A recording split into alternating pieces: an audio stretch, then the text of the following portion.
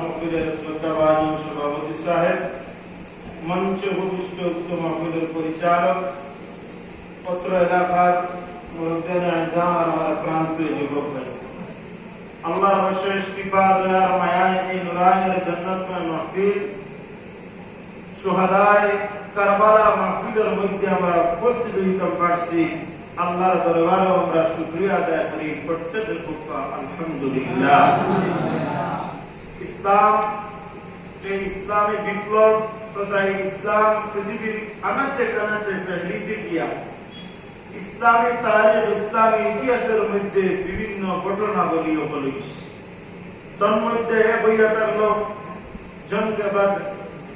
এই জঙ্গে বদরের মধ্যে যারা শহীদ হয়েছেন আমরা কিতাব বই শুহাদায়ে বদরি, অর্থাৎ বদরের মধ্যে যারা শহীদ হয়েছে। আর কারবালার প্রান্তে যারা শহীদ হয়েছেন এরা হয় শুহাদায়ে কারবালা, অর্থাৎ কারবালার এক জায়গা আর সেই জায়গার মধ্যে শহীদ হয়েছেন। এই জায়গায় এখানে কোন জায়গা? এইখানে একটা হলো ইরাক। ইরাকের নাম হলো ইরাক। এই ইসলাম ইতিহাসের মধ্যে স্তর বাই স্তর খলিফা হল নির্ধারিত হয়েছে ইসলামী বিজয়ের পর। আল্লাহ রাসূল সাল্লাল্লাহু আলাইহি ওয়াসাল্লামের পরে নবুয়তের দরওয়াজায় বন্ধ হয়েছে। খলিফা হল বানাইবার ফরমুলা নিয়ম কানুন দেওয়া হয়েছে যে ওভাবে আপনার কি করা হইতো, খলিফা হল বানানো হইতো, নির্বাচিত হল।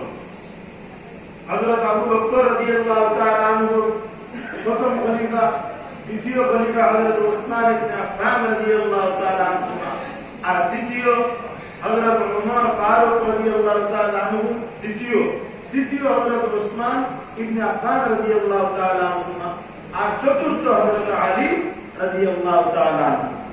এইভাবে ইসলামের মধ্যে খিলাফতটা চলিতে আসলো। আর এই খিলাফত দ্বারা পৃথিবীর কি করতে নেতৃত্ব দিতা।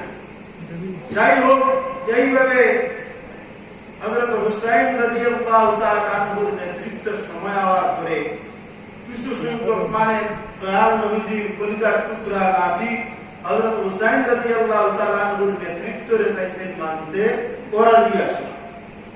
এইভাবে বিভিন্ন ঘটনাবলীর পরে এই কুফা নামক ইরাকের সেই কারবালা প্রান্তের মধ্যে হযরত হুসাইন রাদিয়াল্লাহু তাআলা আনহুকে দাওয়াত দিয়ে আপনার ইনফরমেশন দিয়েছেন। আর সেই দাওয়াত দেওয়ার পরে সেই জায়গার মধ্যে যাওয়ার পরে কি করছেন? দুকা দিয়েছেন।